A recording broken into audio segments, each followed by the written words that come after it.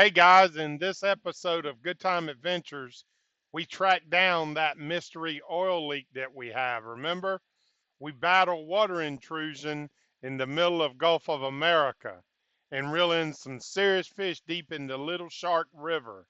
You don't want to miss what went wrong and also what went right on this leg of the journey. Stay tuned. I guess it's a dipstick hole on the starboard side. There was a hole. I'm guessing that's what it is. I got to get online and study that because I don't know that for sure. But anyways, I got it plugged and I believe that's going to be, I think it's going to be fine. But so anyways, we probably have to spend about $100, but that's still a cheap fix. So now we're going to start moving towards south. I got tow insurance up to 25 miles, so back and forth. So it's all good at this point. We're leaving Brandon's truck. This is Brandon. He's a firefighter in Winter Haven. He's riding along on the trip. He's heard some stories from some of the past trips. He wants to get some of that 10,000 Island area. So, all right, so we're in Estero Bay. Today is Wednesday. Is it Wednesday? Yeah, it's gotta be, I believe. Yeah, it's Wednesday. And we're making our way south. Okay, guys, let's talk about what the plan was for this day and what turned out. So we were coming out of Lover's Key right here. This was the plan, is to come out right here and work our way south all the way down to Marco Island and go in here and then run the backside through Goodland. Well, as things will have it, we just barely come out of Lover's Key, and it was pretty calm, as this video you'll see, and then the waves started picking up, just like 2 to 3s, which is nothing the boat can't take. But this is about 6 miles only here, and within 5 or 6 miles, I'm sorry, 7 or 8 miles, because we had passed this inlet, we noticed there was water coming in the boat. So we turned around, and then I realized and found this inlet, and then I had never been in this one before. I guess it's the Cocohatchee River, and we came in here to figure out what the problem was, get calm, and see what we could do about it. We eventually figured out that the pump wasn't working and the water was coming in the pump out hole. When we was hitting the waves, it would go underwater, and without a check valve, it was running in and the pump wasn't working. So we came in, worked our way around to this little marina right here. And the gentleman, I'm going to show a picture, that was working here, he let me borrow his car, and then I ran up to Walmart, which was about, I think up here, about 15 minutes away, and then back, and I bought 2 brand new pumps, one to replace it and a backup, and then we spent time installing it. But let me tell you, for a minute there, when you're belling water, it'll definitely make you nervous. So that pass ended up being pretty good fishing. Brandon got a nice snook on. And we were treated to an absolutely beautiful sunset.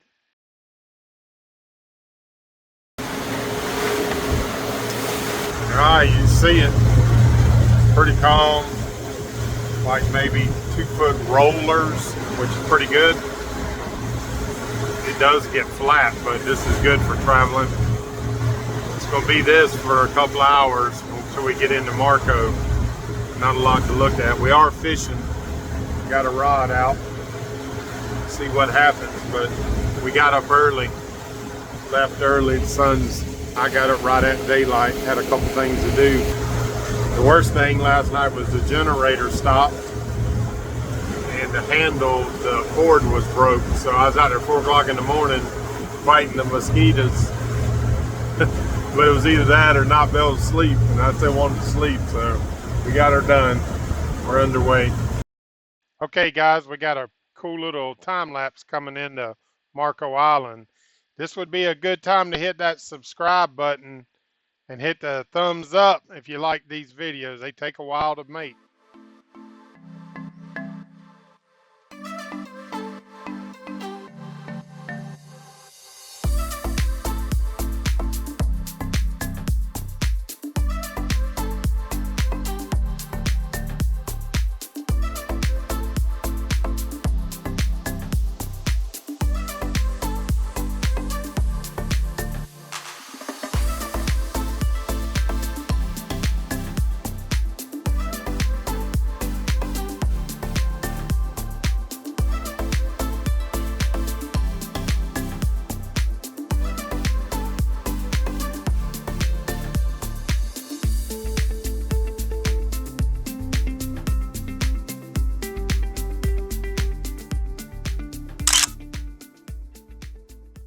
Okay, guys, this is where you've seen us come in right here.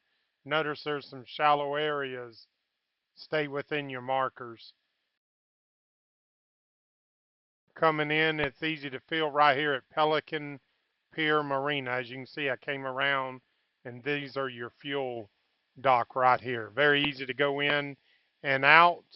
And then we left here and then made our way up the bay to go through Goodland.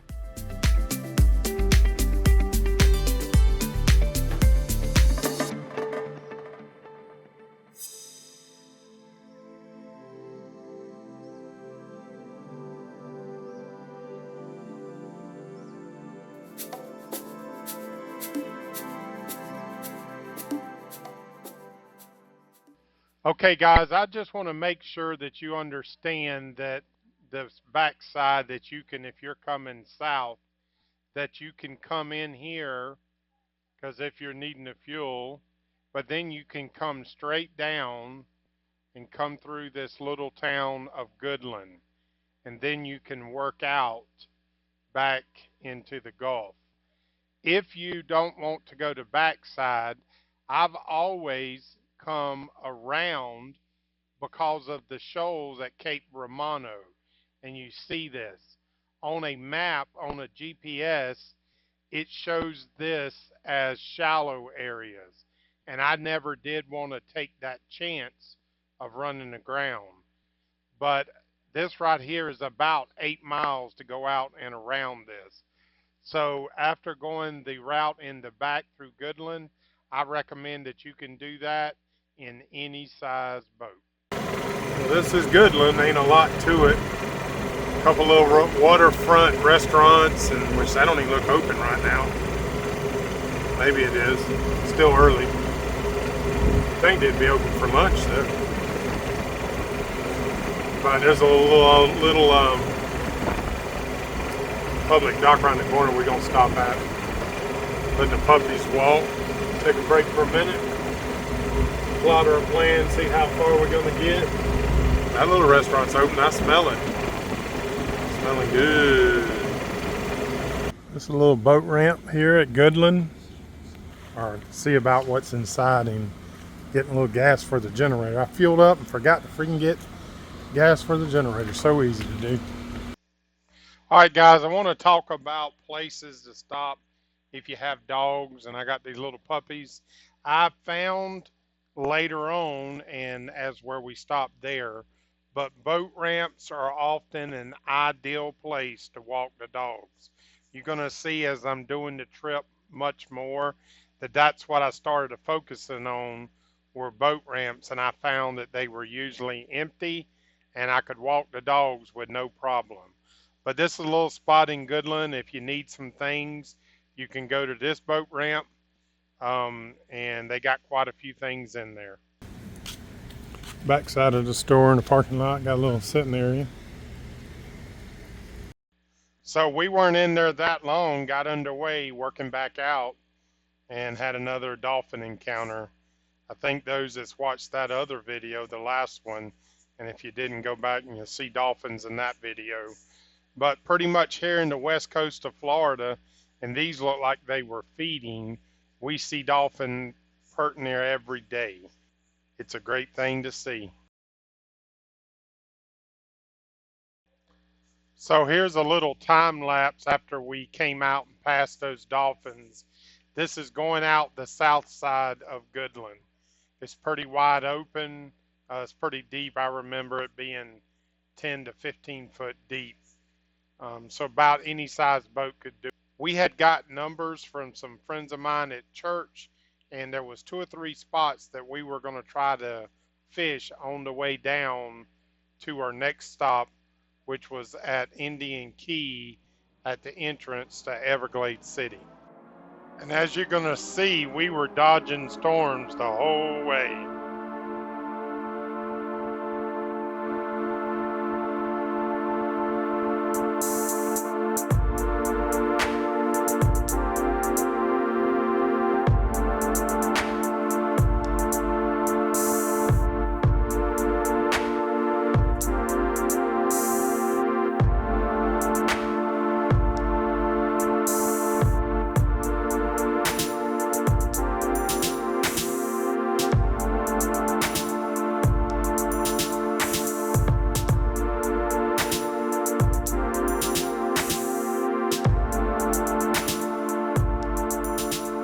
This is one of the spots we were told about, and we did catch quite a few mangrove snapper.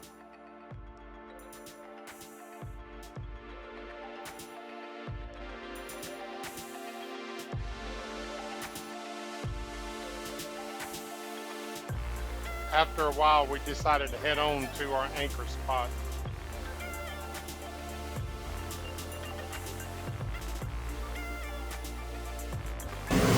So this is basically 10,000 islands. This is what you see. Nothing, because you can't get up there close because it's shallow. That'd be the Gulf of America right there. Somewhere south is the Keys. We're making way. Alright guys, coming into Indian Key here. Alright guys, I wanted to show you where we were. This is up near Goodland.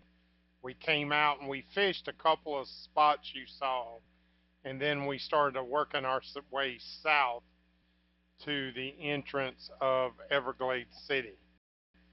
And right here is the entrance.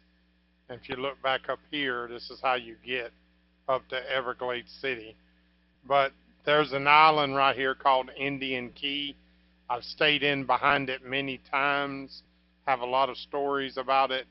But pretty much the only wind that would get you and you could still drop in behind it would be a west wind. But generally speaking, we have east, north, and south. So we just dropped in right back here. What do you say, girls? I know y'all was ready to get off that boat.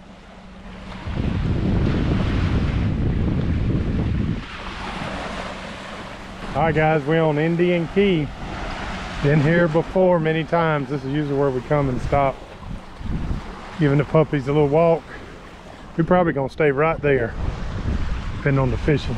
We're gonna see how the fishing is.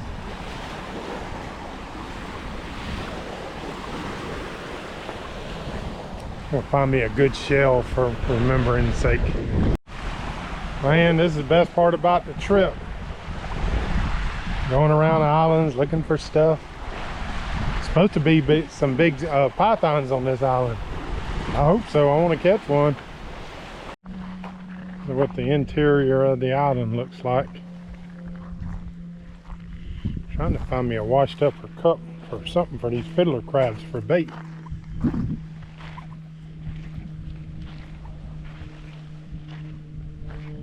Usually there's trash everywhere. There ain't nothing up here. Also looking for snakes. I see no snake trails there. So this island's also known as Snake Island. You heard me say I've been looking for python. I want to catch one.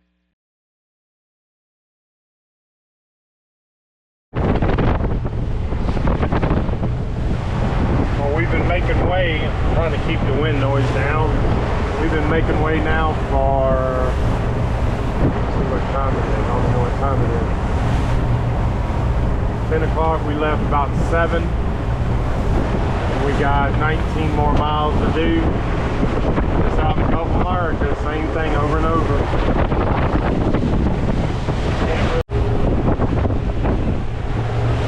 Well guys, I'm approaching the area somewhere about here, I couldn't tell you exactly, is where on a trip one time returning from the Keys, I ran out of fuel. And where we are, there's no phone service. There's no, very seldom do you hear any radio contact.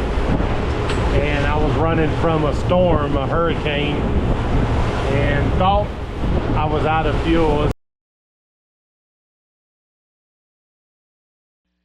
Okay guys, this is a video as we are approaching Little Shark River. And though I don't have a video of actually working on it, you're going to see the boat's going to slow down right as we are entering the river. Well, that is where the alternator quit. The engine shut off, and it took me a minute. Right here is where the engine dies. It took me a minute to figure out what it was, but fortunately, we had the generator aboard, and we cranked the generator, which charged the batteries, and I was able to crank the engine and pull right on into the river. Guys, you got to remember that this engine, everything on it's brand new, including that alternator. That just goes to show you never know what's going to happen. You need to know how to work on your stuff. So if there hadn't been enough drama, we're coming in over there, right, I mean literally at the entrance, and I'm going, I felt something and this didn't feel right, like the engine was missing or something. He watching for fish. And I said, Brent, I said, does it sound like there's a noise? Now I happened to look down and my freaking oil pressure was down about 20 or 30 I guess. I'm like, holy crap, it's running out of oil. I cut it off. Dropped anchor, but didn't go down far enough. So we get in, we run into the post. Of all the places out there, we run into green marker. We kind of fended it off, but anyways, I figured out it's the freaking alternator. It's not putting out 100%. It was running rough. We just barely made it over here. So we got it flipped over to both batteries now, and they're charging. So I feel like it's going to be no problem about getting out of here, but freaking craziness. Craziness. Oh, I see fish. Let me tell you, this place has got to be the best fishing on the West Coast. So what we did is I decided for a couple of reasons to ease up this Little Shark River. We were looking for a place to walk the dogs, but those are all mangrove trees. That means they're all roots. There's nothing but water under them. I think I got a couple of pictures of that. But anyways, we were also trying to check this motor out.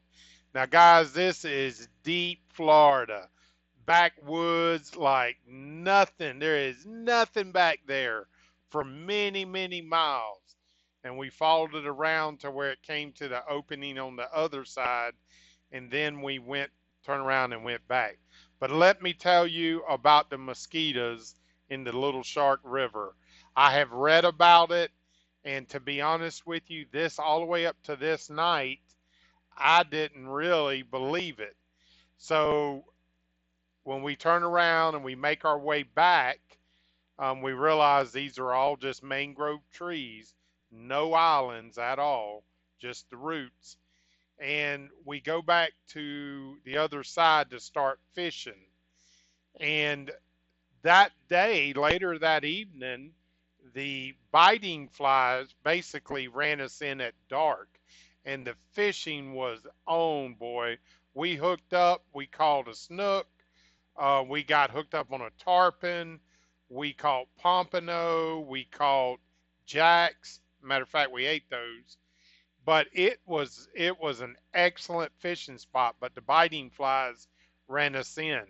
The next morning though, guys, when I walked out right at daylight, it was a sensation of of not being able to breathe, there were so many mosquitoes.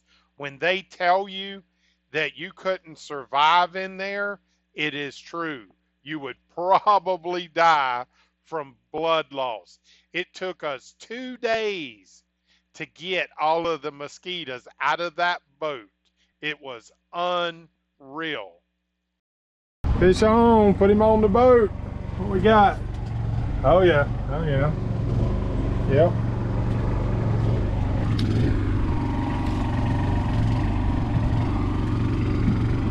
There we go, fish in the boat. Nice deal. Nice one. We'll be eating that dude.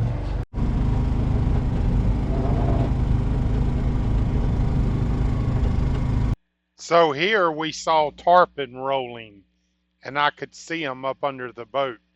That rod there I have rigged up with what's called a whopper plopper. And whenever I see a fish schooling, 9 times out of 10 you can throw that and you'll get hooked up. Look in front of you. Look in front. That was a tarpon. That was a tarpon. Well, see one of that.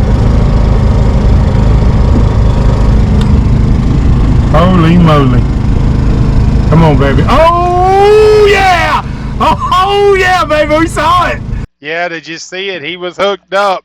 Them tarpon are well known for jumping and shaking that hook out of their mouth, but they were there. You notice the flies are starting to bite. They run us inside very shortly. They just gators, it's just blood. There he is, right there. Yep, right there. Oh my God, throw it past him. Oh, throw it quick. Guys, we will plan a trip back down here to the Shark River. We're going to put in Flamingo and come around. But let me just tell you, that spot is unbelievable. There you go. Steady, steady. Oh, you're going to get slammed. It's going to happen. It's going to happen. All right, guys. Got an alternator gone bad.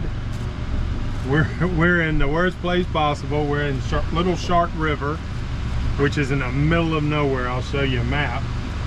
But I do have Starlink, so what I'm gonna try to see about doing is having the order shipped to Boot Key Harbor.